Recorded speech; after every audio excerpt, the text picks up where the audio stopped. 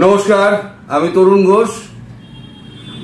ম্যাপকে যদি আপনি ফ্ল্যাট করে দেন, মানে টেবিলের ওপর যদি রাখেন, তাহলে আমার বাঁদিকে আমাদের বড়ে মিয়া পাকিস্তান আর ডান দিকে আমাদের ছোটে মিয়া বাংলাদেশ।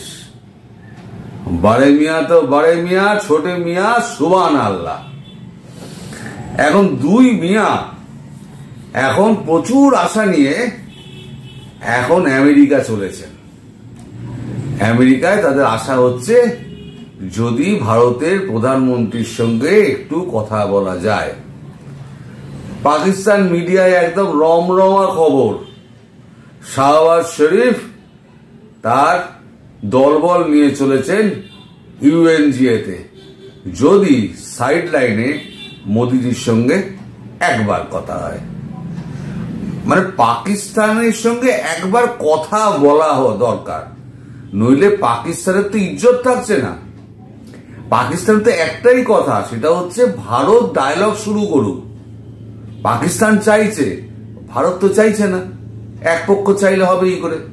আর জয়শঙ্করজি পরিষ্কার বলে দিয়েছেন, টক্স অ্যান্ড টেররস একসঙ্গে চলতে পারে না। তুমি ওদিকে কাশ্মীরে তুমি জঙ্গি পাঠাবে আর এদিকে শান্তির কথা বলবে, দুটো তো একসঙ্গে হয় না। না ট্রেড শুরু হবে, না বৈঠক শুরু হবে, কোন রকম কথা হবে না। এই শেষ মিটিংও উনি বলে এসছেন, কোন রকম কথা হবে না, কথা বলার মতো কোনো পরিবেশই নেই। তাও যাচ্ছেন যদি এক বুক আশা নিয়ে তিনি চলেছেন মার্কিন যুক্তরাষ্ট্রে, যদি মোদির সঙ্গে একবার 5 মিনিটের জন্য কথা হয়, অথবা ওখানে উপস্থিত জয়শঙ্করজির সঙ্গে যদি 2 মিনিট কথা বলা যায়। জয়শঙ্করজি মোদিজি আমার তো মনে হয় না ফিরেও তাকাবেন, কারণ বেজায় চটে আছেন দুজনে বেজায় চটে আছেন। কেউ কথা বলবেন বলে আমার মনে হয় না। এবার আসুন ছোট মিয়া। এখন ছোট মিয়ার দেশের এখন কে যাবেন? পররাষ্ট্র দপ্তরের ভারপ্রাপ্ত উপদেষ্টা, নাকি পররাষ্ট্র দপ্তরের নাকি মানে এই সরকারের প্রধান উপদেষ্টা ডক্টর ইউনূস তিনি যাবেন, না পররাষ্ট্র উপদেষ্টা যাবে, সেটা এখনো পর্যন্ত জানা যায়নি। তবে খুব সম্ভবত পররাষ্ট্র উপদেষ্টা যিনি আছেন তিনি মানে ইউএনজিএতে তিনি হয়তো ভাষণ দেওয়ার জন্য উপস্থিত হতে পারেন। ইনি আগে ভারতের কিন্তু ডেপুটি হাইকমিশনার আমাদের কলকাতায় ছিলেন, আমার সঙ্গে একটু আলাপও হয়েছিল একবার। তো যাই হোক, মানুষটা এমনি খারাপ না, কিন্তু এই দঙ্গলে পড়ে আর কি যা হয় আর কি বুঝিনি তো সমস্ত। এখন সোশ্যাল মিডিয়ায় বাংলাদেশে ঘুরে বেড়াচ্ছে এই যে যত এই পুলিশি ফায়ারিং হয়েছিল, রাবার বুলেট ফায়ারিং হয়েছিল, সেখানে যারা চোখ হারিয়েছে, যারা অঙ্গহানি হয়েছে এই রাবার বুলেটে, তারা এসে সারা রাত নাকি ডক্টর ইউনূসের বাসার সামনে নাকি বসেছিল ডক্টর ইউনূসের সঙ্গে দেখা করবে। গতকালকে না গত পরশু দিনকে, কেউ তার সময় হয়নি দেখা করার। সেই নিয়ে কিন্তু বাংলাদেশের একটা অংশের মানুষ প্রচন্ড ক্ষেপে আছে।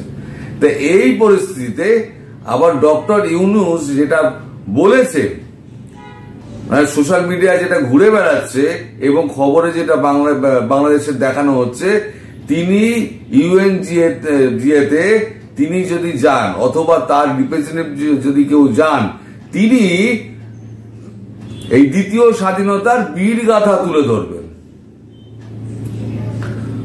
একদম বীর গাথা হয়েছে না দ্বিতীয় স্বাধীনতায়, সেই বীর গাথা তিনি তুলে ধরবেন।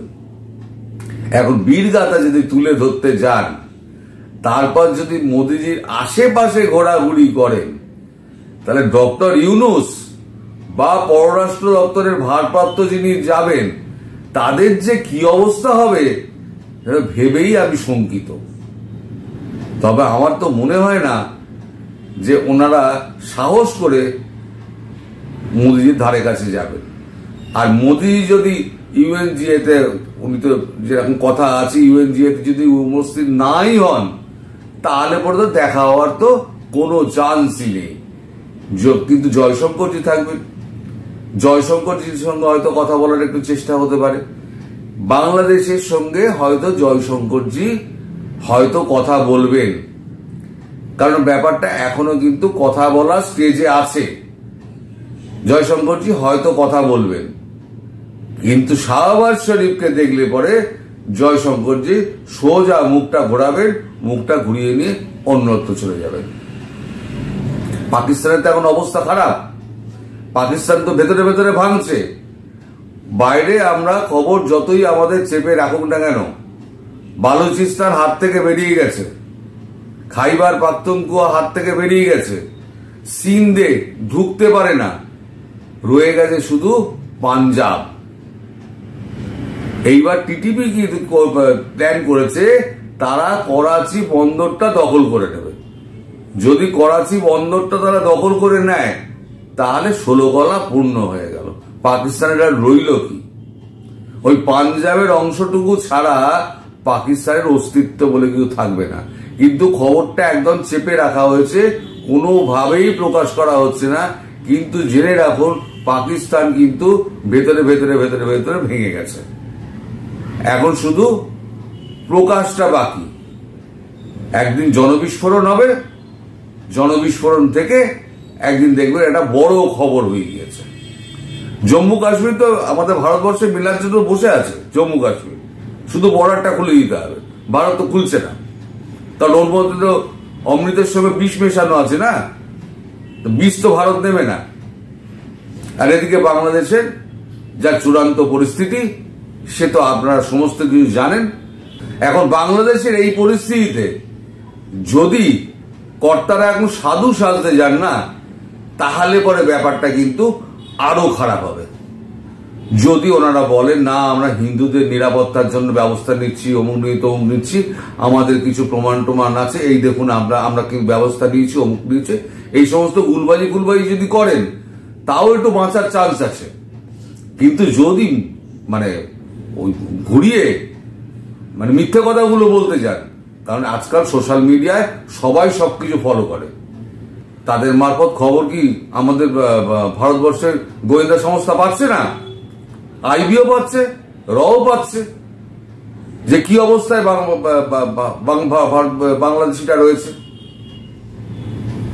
আগে তো সমতলে হচ্ছিল, এখন পাহাড়ি উপজাতীয় অঞ্চল যেগুলো আছে চট্টগ্রামের, সেইখানে ঢুকে ভাঙচুর সমস্ত কিছু হচ্ছে। পুরো দেশটা অশান্তিতে ভরিয়ে রেখে দিয়েছে। সর্বত্র কেবল গন্ডগোল আর গন্ডগোল, আগুন, সন্ত্রাস আর খুন জখম, এছাড়া বাংলাদেশের কোনো খবর নেই। বাংলাদেশের কোন খবরটা আপনাকে দেবো ভালো বলুন তো? কোনো খবর নেই। এখন তা সত্ত্বেও যদি সাধু সাজতে যান, তাহলে কিন্তু একদম চপেটাঘাত কিন্তু একদম অপেক্ষা করে রয়েছে। এখন দেখা যাক ইউএনজি এর অধিবেশনে কে উপস্থিত থাকেন। জয়শঙ্করজি থাকবেন নাকি মোদিজি থাকবেন? মোদিজি থাকলে একরকম আচরণ হবে, জয়শঙ্করজি থাকলে আর এক রকম আচরণ হবে। দুজনের আচরণের তফাৎ কিন্তু দুরকম হবে। জয়শঙ্করজি অনেক বড় কূটনীতিক, তিনি কতটা কি করবেন না করবেন সেটা যখন দেখা হবে তখনই বোঝা যাবে যে ঘটনা কোন দিকে যাচ্ছে। আজ খবরটা এখানে শেষ করলাম। সবাই ভালো থাকবেন, সুস্থ থাকবেন এবং সাবধানে থাকবেন। নমস্কার।